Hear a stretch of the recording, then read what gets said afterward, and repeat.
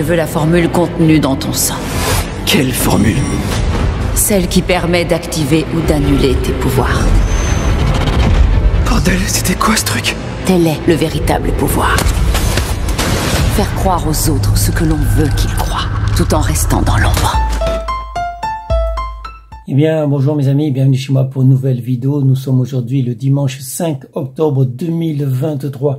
Ça va faire bientôt un mois que le Hamas a attaqué Israël, a attaqué donc une grande fête pour la paix et l'amitié, mes amis. Donc, c'était donc le 7 octobre 2023 où ces terroristes du Hamas donc attaqué des gens qui faisaient la fête, qui dansaient, qui écoutaient la musique, tout ça pour au nom de l'amitié universelle. Et donc ces gens-là qui étaient des pacifistes, qui venaient d'un peu partout, il y avait des Français, il y avait des Allemands, tout ça. Eh bien, ils ont été atrocement attaqués, mutilés, violés. Évidemment, il y a eu des prises d'otages, des bébés qui ont été arrachés.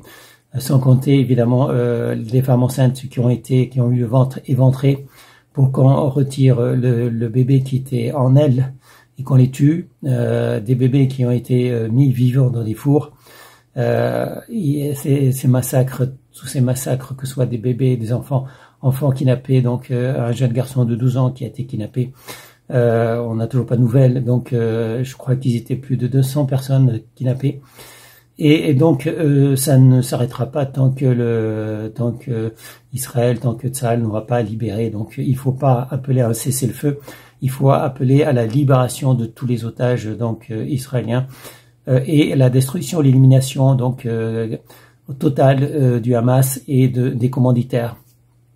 Et je dirais que tous les partisans, tous ceux qui soutiennent le Hamas, que ce soit des Palestiniens ou autres, ils devraient être arrêtés et jugés, mes amis. Donc là, on parle de crimes contre l'humanité. On devrait tous être, derrière Israël.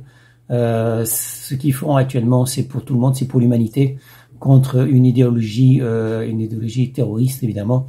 Donc ces manifestations pro-palestiniennes, ils n'ont pas manifesté. C'est tous ces gens-là qui sont des antisémites, n'ont pas manifesté contre le Hamas. Donc on voit que depuis quelques semaines, il y a eu énormément d'attentats antisémites en France, plus de 800 si je ne me trompe pas. Beaucoup de Juifs songent à quitter la France en ce moment. Certains pensent aller en Corse où il n'y a pas eu d'acte antisémite, à part un acte antisémite. Alors qu'ici, depuis quelques semaines, il y en a eu, en France, il y en a eu plus de 800. Donc d'ailleurs, il y a eu un dernier, c'était hier. Ils ont poignardé, donc un antisémite a poignardé une femme. Évidemment, c'est au nom de la Palestine, au nom du Hamas, évidemment. Donc c'est des gens qui soutiennent le Hamas, qui soutiennent la Palestine, sachant que les Palestiniens, ils sont derrière le Hamas pour la plupart. J'ai vu des vidéos, évidemment. Je vous en donnerai un lien, vous pouvez toujours voir ces vidéos où on voit les Palestiniens qui apprennent leur petit bébé musulman à haïr les Juifs, puisque c'est aussi dans la Sunna, dans le Coran, donc il faut pas être ami avec ni les Juifs ni les chrétiens. Donc les premiers visés sont les Juifs, mais les suivants c'est les chrétiens, puisque le Coran dit ne pas être ami avec les chrétiens et les Juifs. Je vous donnerai un lien sur Islam, questions et réponses, puisque je suis un expert de l'islam, évidemment. Donc, je ne dis rien sans preuve, je n'affirme rien sans preuve. Et vous verrez que, effectivement, l'islam a été créé sur la haine des Juifs, parce que le prophète Mohammed, c'était un pauvre illettré, c'était un éleveur de chèvres. Et s'il n'avait pas fait un riche mariage avec une veuve, il aurait été toujours sans le sou, voilà. Donc vous connaissez peut-être pas l'histoire, mais en fait il était très jaloux des Juifs et des chrétiens. Les Juifs parce qu'ils avaient un livre saint, donc c'était la Torah, et les chrétiens parce qu'ils avaient aussi un livre saint, la Bible. Ils avaient récupéré la Torah pour en faire l'Ancien Testament, et ils avaient développé des écritures saintes. Ils ont développé au cours de plusieurs siècles d'ailleurs, et ils ont développé des écritures saintes qu'ils appellent ça le Nouveau Testament, et ça fait partie de la Bible puisque la Bible est composée de 2 parties. Pour ceux qui ne seraient pas au courant, puisque moi j'ai lu la Torah, j'ai lu la Bible et j'ai lu évidemment le Coran, que je connais presque par cœur, voilà. C'est le plus mauvais livre d'ailleurs que j'ai jamais lu, le Coran. Tout le monde le dit, et de toute façon, tout le monde le dit que c'est vraiment... En même temps, comment dire, le prophète Mohammed était illettré, et donc il a utilisé des esclaves juifs pour comment dire, pour faire son Coran, sauf que il disait ce qu'il voulait, hein, comme la sourate 111 les fibres par exemple, qui dit qu'il faut mettre le feu, tuer donc son oncle paternel, parce que l'oncle paternel donc avait dit que Mohammed, son neveu, était fou. Il a dit ça devant des gens, et donc lui il a fait la sourate 111 disant, la sourate 111 les fibres, disant qu'il faut tuer, brûler son oncle et l'épouse de son oncle, voilà. Ça c'est la sourate 111, une petite sourate qui fait juste quelques versets. Mais il y a beaucoup de versets comme ça que vous devrez lire dans le Coran. D'ailleurs, j'ai fait pas mal de livres sur le Coran à propos du Coran. Donc, ça parle de battre ses femmes. Les musulmans ont le droit à 4 femmes en même temps, mais ils ont le droit d'avoir des esclaves. Le prophète Mohammed, lui, il a eu autant de femmes qu'il voulait, autant d'esclaves qu'il voulait. Voilà, il pouvait violer qui voulait et torturer qui voulait. Donc, en fait, ces chiens du Hamas ne font que faire ce que le prophète Mohammed faisait. Lui, il pillait donc les caravanes des Juifs parce que il jalousait les Juifs et il jalousait les chrétiens.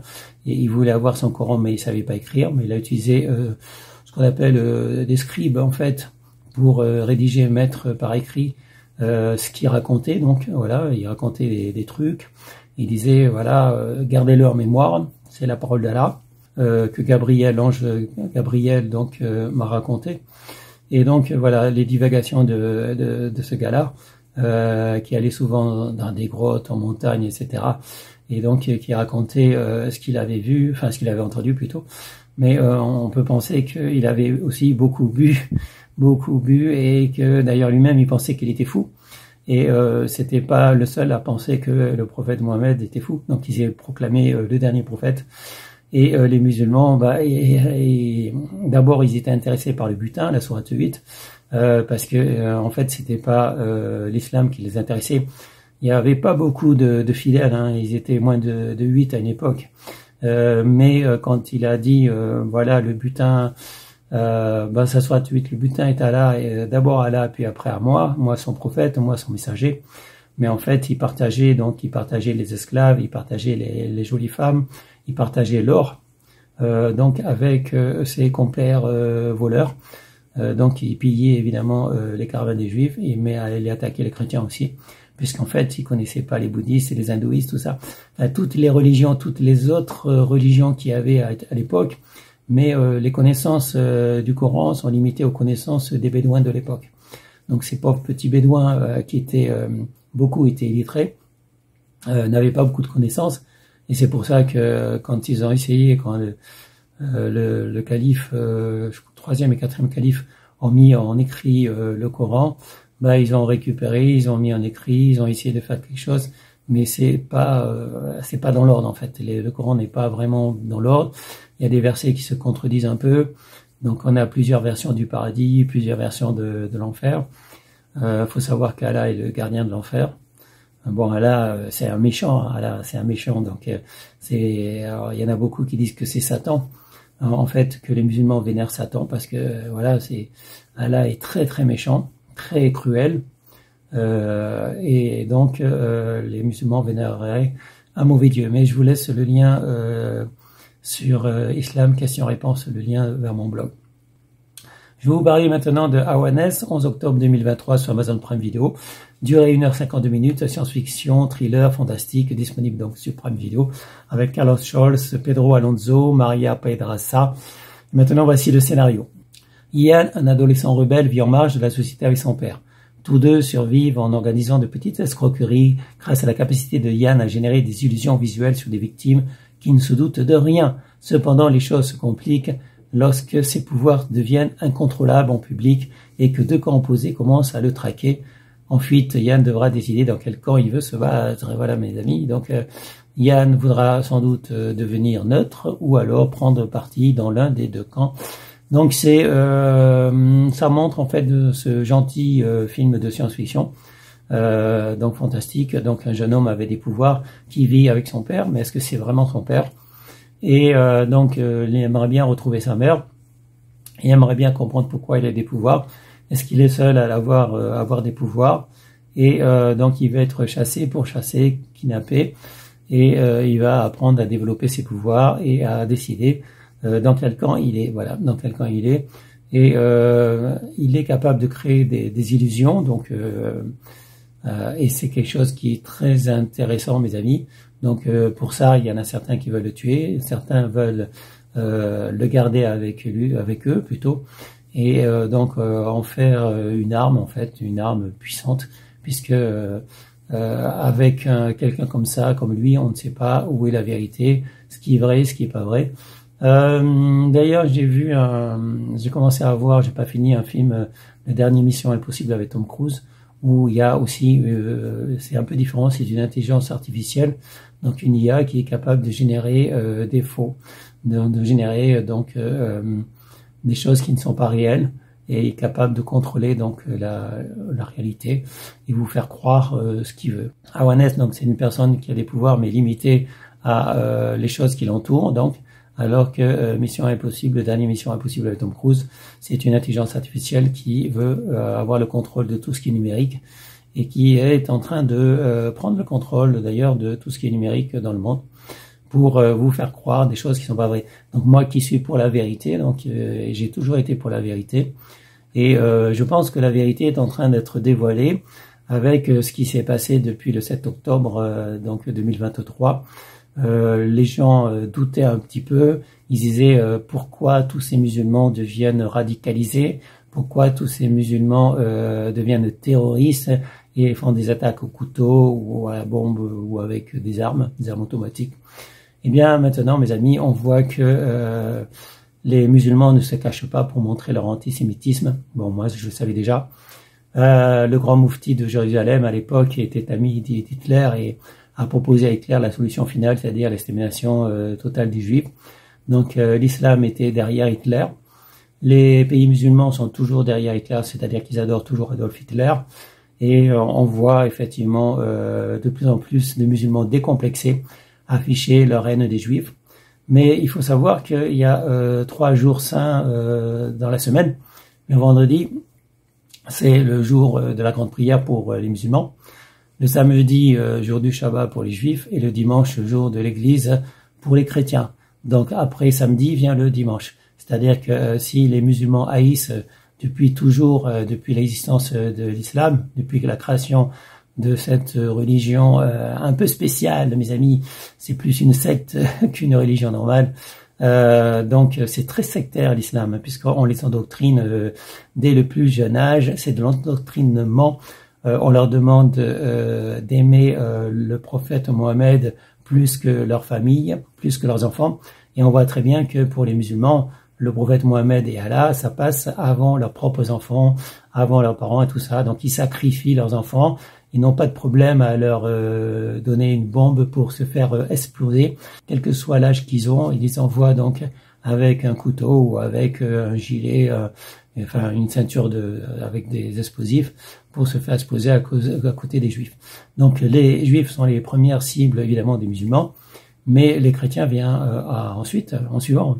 Et après, c'est tous les non-musulmans qui seront soit des dhimmis, des esclaves, soit donc qui seront éliminés, puisque la terre doit appartenir à Allah et donc aux musulmans. Donc c'est dans le Coran. Il faut lire le Coran, mes amis. Donc beaucoup de non-musulmans pensent que la religion, enfin l'islam, c'est une religion pacifique, mais c'est la religion de l'épée, et pas de la paix, de l'épée, c'est-à-dire la religion du glaive, la religion violente qui doit conquérir le monde entier et éliminer tout ce qui n'est pas musulman. Voilà. Donc les musulmans confondent la vertu, le vice, la vertu, puisqu'ils adorent tout ce qui est vice. Par exemple la polygamie, avoir plusieurs femmes, avoir des esclaves, la pédophilie, comme le prophète Mohammed qui a épousé la jeune Aïcha qui avait que 6 ans. Donc ils aiment la pédophilie, le fait que le Coran dit qu'il y a pas de règles, vous pouvez épouser des fillettes même si elles n'ont pas leurs règles, c'est-à-dire qu'il n'y a pas d'âge limite. Beaucoup épousent des fillettes entre 6 et 9 ans. Il suffit de le faire devant un imam, hein, pas besoin de passer devant une mairie. Et puis ils peuvent même épouser des bébés, puisque les compagnons du prophète, certains compagnons du prophète ont épousé des bébés. Voilà, pourquoi pas. En fait, dans l'islam, la pédophilie est quelque chose de bien, puisque pour avoir une femme pure, il faut la prendre la plus jeune possible. Donc ils préfèrent les jeunes filles vierges, et donc comme le grand prophète Mohammed qui était pédophile, les autres musulmans veulent être pédophiles également. Donc polygamie, pédophilie, esclavagisme, haine de l'autre, faire la guerre, puisque le Coran dit qu'il y a il y a un meilleur grade aux combattants que ceux qui restent chez eux, qui ne partent pas donc au combat. Donc voilà, donc tout ça c'est dans le Coran, mes amis, et je pense que l'humanité devrait faire bloc derrière Israël et attendre qu'Israël a éradiqué donc le Hamas et les commanditaires du Hamas. Et on voit actuellement que les musulmans sont décomplexés. Il y a cette haine des Juifs qui s'exprime ouvertement sur tous les réseaux sociaux en ce moment. On a vu cette jeune musulmane qui se prétend mannequin prendre plaisir à se moquer de ces bébés qui ont été mis vivants dans des fours par ces chiens du Hamas. Donc tous ces musulmans qui se délectent de la souffrance et de la souffrance, de la violence, de la haine de ces chiens du Hamas qui ont commis les pires atrocités. Au nom, nous, de l'humanité, on doit faire bloc derrière Israël et ne pas demander de cesser le feu tant que Israël n'aura pas récupéré la totalité des otages et éliminé tout le Hamas, tous les terroristes. Et je pense que les autres pays devraient aider Israël à mettre sans doute un terme à ces terroristes musulmans, hein, puisque de toute façon, il faut le dire, on dit islam, on dit islamisme ou islamique, c'est un mot qui a été inventé par les Français, mais tous les autres pays disent islam, il n'y a pas de islamisme ou islamique, il y a islam en fait. Islam, c'est soumission, ça reste le mot arabe qui veut dire soumission. Et donc, si vous voulez pas vous soumettre à l'islam, vous devez lutter contre l'islam, évidemment. Et effectivement, donc il y a un choix à faire, mes amis. À un moment donné, soit vous prenez le parti de la soumission, vous êtes un musulman, vous êtes un dhimmi, un esclave, ou alors vous êtes pour la paix et l'amour. Mais par contre, on peut être pacifiste, mais savoir se défendre, mes amis, parce qu'il s'agit effectivement de défendre votre vie, de défendre la vie des gens que vous aimez, de défendre la liberté. Et c'est l'islam, il n'y a pas de pays musulman qui soit démocratique, qui soit, pour la liberté. Il n'y a pas de droit de l'homme dans les pays musulmans. Hein. Donc, si vous choisissez le camp de l'islam, il n'y aura pas de liberté pour vous. Il n'y aura pas de liberté pour les gens que vous connaissez. Donc, à un moment donné, il faudra faire un choix, mes amis. Donc, actuellement, en France, il y a deux peuples. Donc, les musulmans et les gauchistes qui sont du côté des musulmans et tous les autres. Donc, on a les antisémites musulmans et les antisémites de gauche. Donc, tous ceux-là qui étaient derrière Hitler à l'époque et qui affichent aujourd'hui la haine des Juifs. Donc, on a ces deux camps. On a donc ces gauchistes donc et ces musulmans. Et d'un autre côté, on a tous les autres, évidemment. Et à un moment donné, il faut se dire quel parti on prend. Est-ce qu'on prend le parti de la liberté, de la démocratie, le parti de la lumière, ou on prend le parti de l'obscurité, de la soumission, c'est-à-dire l'islamo-gauchisme, voilà. Donc il va falloir faire un choix, mes amis. Donc voilà, à vous de choisir. Mais on voit que les musulmans n'ont plus peur de se montrer tels qu'ils sont, de montrer leur haine des Juifs. Et il y aura la haine des chrétiens, parce que ça va suivre, évidemment. Donc à vous de voir, mes amis, de quel côté vous êtes. Et c'est pour ça aussi que j'étais assez pris, que je n'ai pas pu faire de vidéo. Je vais essayer de me rattraper parce que je vais essayer de faire d'autres vidéos, évidemment. Donc ça, c'est la vidéo d'aujourd'hui, de ce matin. Mais je vais essayer d'en faire d'autres. Évidemment, ce qui s'est passé donc le 9 octobre, ça m'a touché énormément. Et je pense que si vous êtes pour la démocratie, la liberté, eh bien, vous allez être touché. Donc, à un moment donné, il faut dire stop à l'horreur, stop donc à l'islam, stop à la haine, évidemment, de cette secte contre l'humanité. Voilà. Donc à vous de voir, mes amis, dans quel camp vous voulez être. Voilà, ça sera tout pour cette vidéo. Je vous souhaite à tous une bonne journée. Restez en sécurité, portez-vous bien. Je vous dis à bientôt pour une prochaine vidéo. Salut mes amis, ciao ciao, bye bye.